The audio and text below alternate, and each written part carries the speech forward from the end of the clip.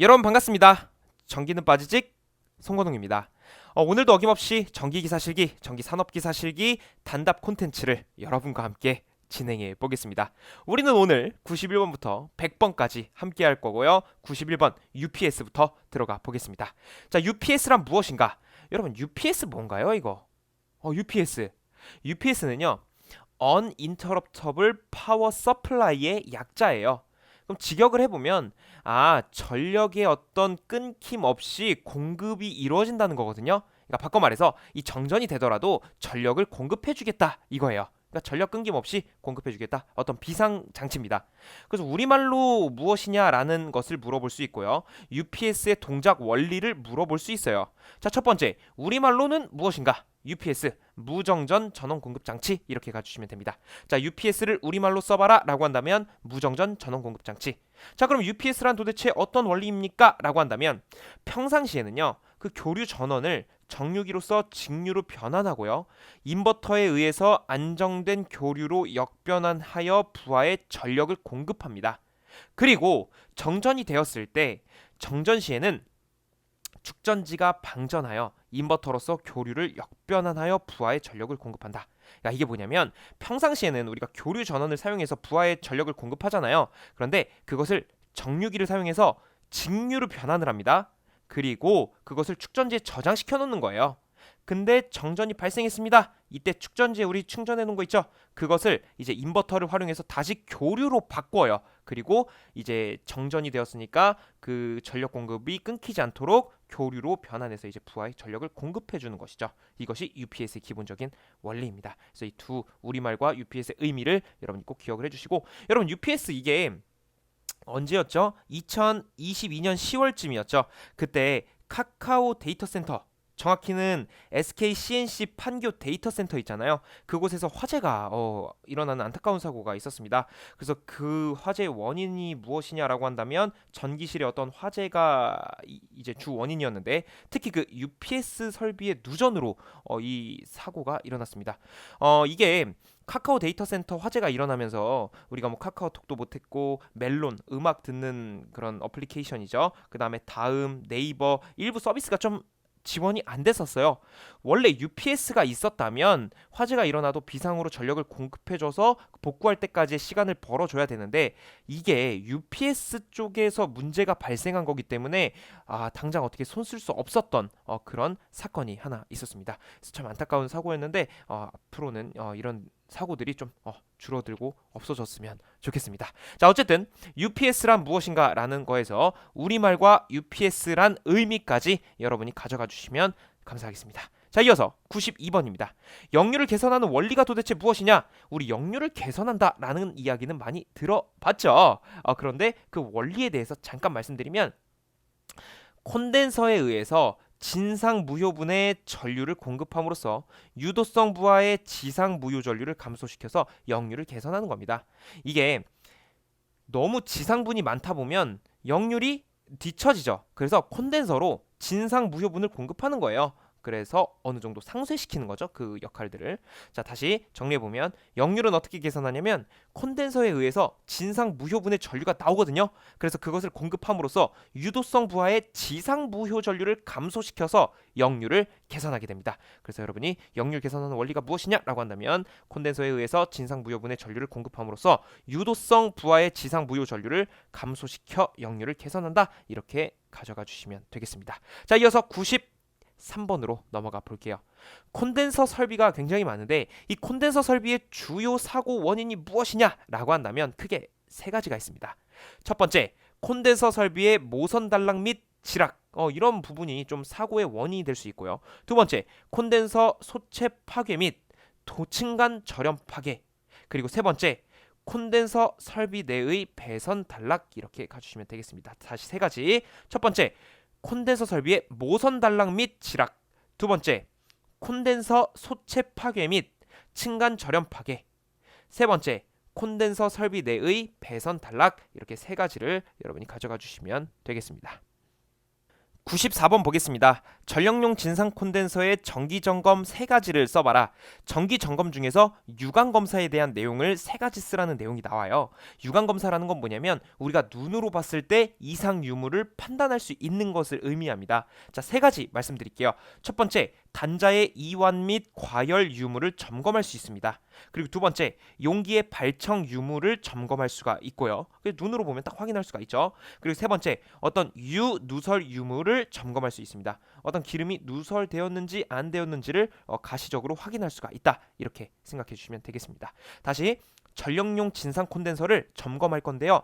유관 검사를 할 거예요. 눈으로 검사를 하겠다는 거예요. 그래서 눈으로 파악할 수 있는 세 가지. 첫 번째, 단자의 이완 및 과열 유무를 점검한다. 두 번째, 용기의 발청 유무를 점검한다. 세 번째, 누설 유무를 점검한다. 이렇게 여겨주시면 되겠습니다.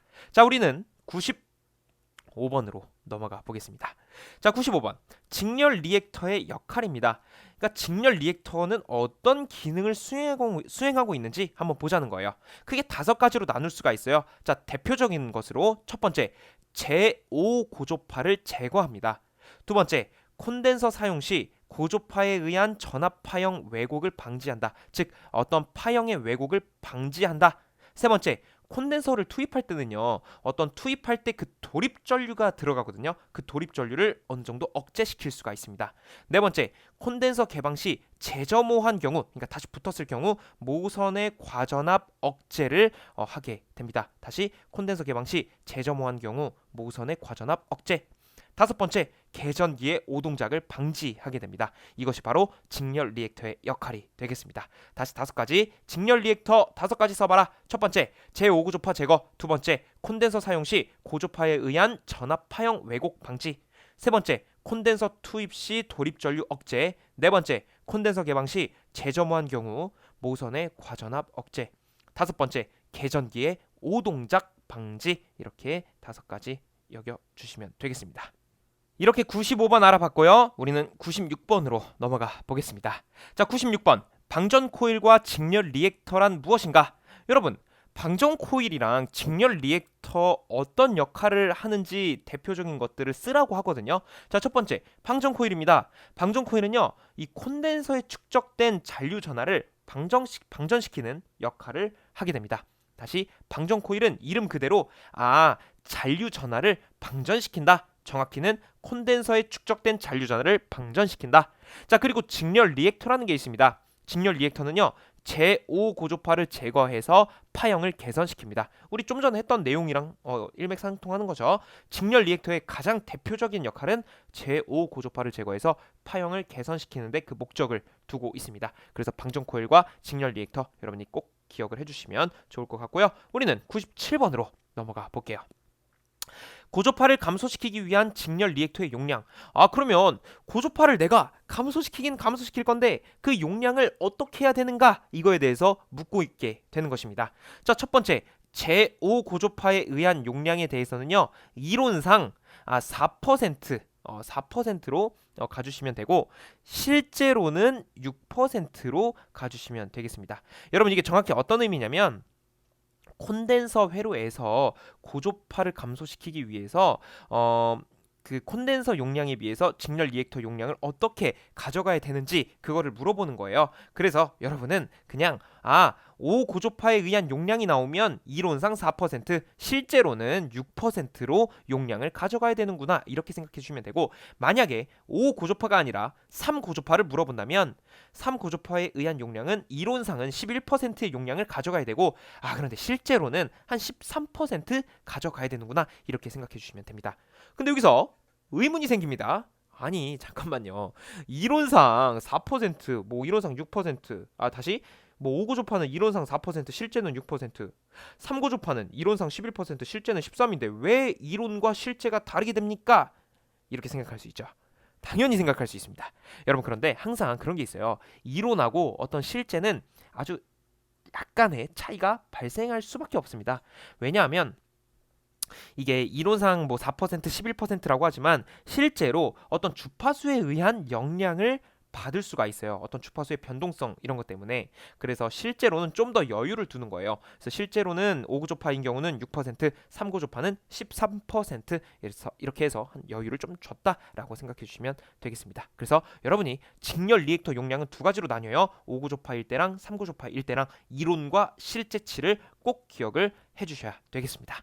자, 이어서 98번입니다. 리액터의 설치 목적입니다. 그러니까 이거를 뭐 불로 리액터, 즉 병렬로 했느냐, 아니 뭐 직렬로 했느냐 이런 거에 따라서 좀 달라져요. 자, 첫 번째 불로 리액터입니다.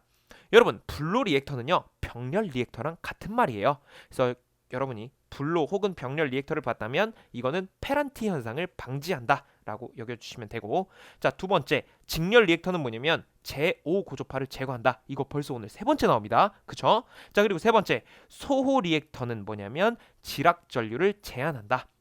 네 번째 한류 리액터는 뭐냐면 한류, 그러니까 뭔가를 제한한다는 거예요. 단락 전류를 제한한다. 이렇게 가주시면 되겠습니다. 이렇게 불로 리액터, 다른 말로 병렬 리액터는 페란티 현상 방지, 직렬 리액터는 제5고조파 제거, 세 번째 소호 리액터는 지락 전류를 제한하고요. 네 번째 한류 리액터는 단락 전류를 제한하게 됩니다. 이렇게 리액터의 설치 목적에 따른 구분도 여러분과 함께 알아봤고, 이어서 페란티 현상이란 무엇인가? 여러분, 우리 좀 전에 불로 리액터 혹은 병렬 리액터라고 하는 친구가 페란티 현상을 방지해 준다고 했잖아요. 그럼 그 도대체 페란티 현상이란 무엇이냐? 이거 물어볼 수 있거든요. 여러분, 페란티 현상은요 수전단 전압이 송전단 전압보다 높아지는 현상이라고 여겨주시면 되겠습니다. 수전단 전압은 뭐예요? 받는 쪽의 전압이에요. 송전단 전압은 뭐예요? 주는 쪽의 전압이에요. 이게 주는 쪽보다 받는 쪽이 더 커진다는 얘기예요. 이것이 페란티 현상인데, 이게 이제 그 송전계통에서 어떤 콘덴서 영향, 뭐 기타 여러 가지 영향으로 인해서 이 수전단이 송전단보다 높아지는 현상이 일어납니다. 그래서 좋은 건 아닙니다, 이게. 그래서 페란티 현상 이렇게 여겨주시면 됩니다. 자, 다시 페란티 현상은 수전단 전압이 송전단 전압보다 높아지는 현상이다. 이렇게 체크하고 넘어갈게요. 여러분, 어느덧 100번 내용으로 들어왔습니다. 여러분, 어느덧 우리가 100번째, 즉 세 자릿수의 내용으로 들어온 거예요. 아, 여러분 박수 한번 치고 시작할까요? 여러분, 저 지금 박수 열심히 치고 있습니다. 진짜. 여러분도 박수 스스로에게 보내보면서 마지막 100번째 내용을 한번 들어가 볼게요. 자, 정지형 무효전력 보상장치 SCV라고 하는 거, 이게 무엇이냐? 여러분, 이게 뭐냐면 사이리스터를 이용하는 건데, 이 사이리스터를 이용을 해서요 그 병렬 콘덴서랑 그 불로 리액터, 병렬 리액터라고 하는 것을 신속하게 접속하고 제어하면서 무효전력과 전압을 제어하는 장치입니다. 자, 다시 정지형 무효전력 보상장치는 무엇인가 라는 거 반드시 물어볼 수 있어요. 자, 그러면 이거는 사이리스터를 이용하는 건데 병렬 콘덴서랑 불로 리액터를 신속하게 접속해서 제어하고 무효전력과 전압을 제어하는 장치구나, 이렇게 여러분이 생각해 주시면 되겠습니다. 그래서 정지형 무효전력 보상장치까지 여러분과 함께 알아봤습니다. 여러분, 오늘은 좀 어떠셨나요?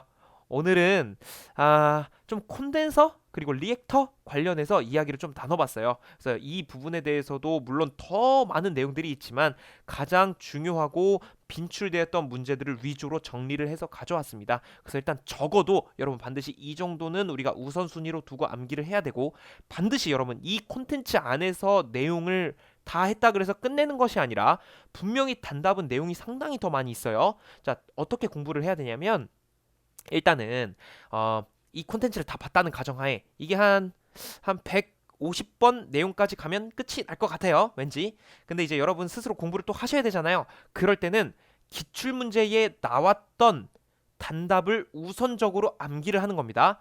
그 다음에 기출문제, 예를 들어 뭐 20개년이라고 했을 때 내가 20개년에 나온 기출문제에서 단답은 내가 다 외웠다 라고 할 정도가 되면 이제 추가적인 학습을 하시는 거고, 만약에 20개년 안에서 단답을 다 외우지 못했잖아요? 그러면 추가적인 공부를 할 필요가 없어요. 일단은 단답 기출문제 먼저 학습을 하는 겁니다. 그렇게 하셔야 좀 더 효율적으로 학습이 가능합니다. 그리고 모든 걸 다 했을 때, 그리고 추가적인 공부까지 했을 때 시간이 남는다. 그때 이제 감리를 해야 돼요. 그리고 감리도 기출문제 나온 거 있잖아요. 그 정도는 이제 시간이 남으면 암기를 하는 것을 권장드리겠습니다. 자, 정리해 볼게요.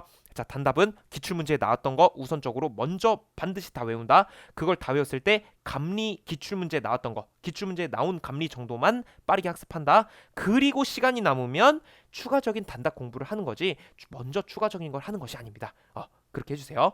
그리고 여러분 이 콘텐츠 안에 있는 것들은 어차피 다 기출에 나와 있는 것들을 발췌한 거기 때문에 이 내용을 여러분이 틈틈이 자투리 시간 복습하시면 굉장히 효율이 좋을 것입니다. 네, 그래서 여러분 오늘도 함께 공부해 주시느라고 정말 고생 많으셨고요. 저는 다음 영상에서 더 강력한 내용으로 돌아오도록 하겠습니다. 여러분 고생 많으셨습니다.